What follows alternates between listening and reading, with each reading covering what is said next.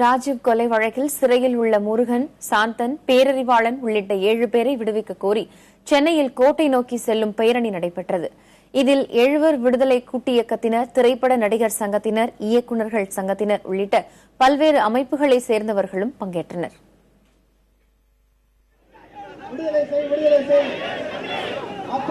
ராஜீவ் கொலை வழக்கில் சிக்கி 25 ஆண்டுகள் சிறை தண்டனை அனுபவித்து வரும் பேரறிவாளன் உள்ளிட்ட 7 பேரையும் விடுவிக்க வலியுறுத்தி சென்னையில் பேரணி நடைபெற்றது.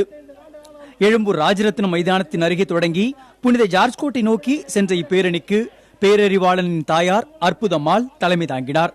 தமிழக வாழ்வுரிமை கட்சி தலைவர் வேல்முருகன், நாம் தமிழர் கட்சி தலைமை ஒருங்கிணைப்பாளர் சீமான் ஆகியோருடன் ஏராளமான தமிழ் உணர்வாளர்களும் இதில் பங்கேற்றனர்.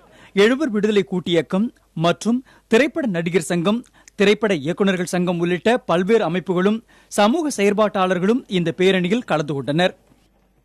இதை வார்த்தையில சொல்ல முடியாதுப்பா, அனுபவிக்கணும் ஒவ்வொருத்தருக்கும். ஆனா எல்லாருக்கும் இப்ப விருப்பம் இருக்கு. நிறைய உண்மைகள் வெளிப்பட்டிருக்கு.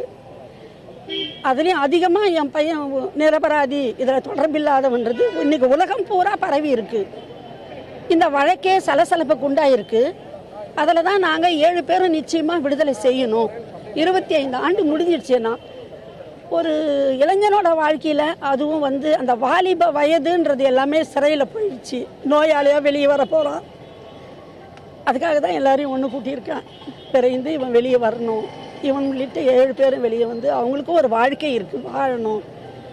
இன்னைக்கு உலகம் பூரா பார்த்தா எல்லாருமே இது மாதிரி 25 ஆண்டு காலம் ஒரு நாள் கூட பரோல் விடுப்பு இல்லாத சிறைவாசிகளே இல்ல அப்படின்ற அளவுக்கு இந்த வழக்கு இருக்கு. பேரணியின் முடிவில் சென்னை தலைமைச் செயலகத்தில் உள்ள முதலமைச்சரின் தனிப்பிரிவில் பேரறிவாளனின் தாயார் அற்புதம்மாள் உள்ளிட்டோர் சார்பில் 7 பேரின் விடுதலை கோரி மனு அளிக்கப்பட்டது. என்னோட 25 ஆண்டுகால வலியை உணர்ந்து நோயாளியாகிவிட்ட என் துணைவரோட ஏக்கத்தை வெளிப்படுத்தி பாதி நோயாளியா வெளியே வரப்போற என் மகனோட உடல்நிலையை வலியுறுத்தி எல்லாமா ஒரு கோரிக்கையா நான் வச்சிருக்கிறேன். விரைந்து விடுதலை செய்வாங்க முதல்வர் அம்மான்னு நான் நம்புறேன். இவங்க தான் என் பையனை விடுதலை செய்ய போறாங்க. இந்த கருத்தை என் பையன் எப்பவோ உறுதிப்படுத்திட்டான். அதனால முதல்வர் அம்மா விரைந்து முடிவெடுத்து என் மகன் உள்ளிட்ட 7 பேரை உடனே விடுதலை செய்வாங்கன்ற நம்பிக்கை எனக்கு இருக்கு. பேரணியின் போது போக்குவரத்து நெரிசல் ஏற்படலாம் என்பதனை கருத்தில் கொண்டு ஏற்கனவே திட்டமிட்ட பாதையில் அல்லாமல் மாற்று பாதையில் பேரணி நடைபெற்றது. புதிய தலைமுறைக்காக செய்தியாளர் குழு.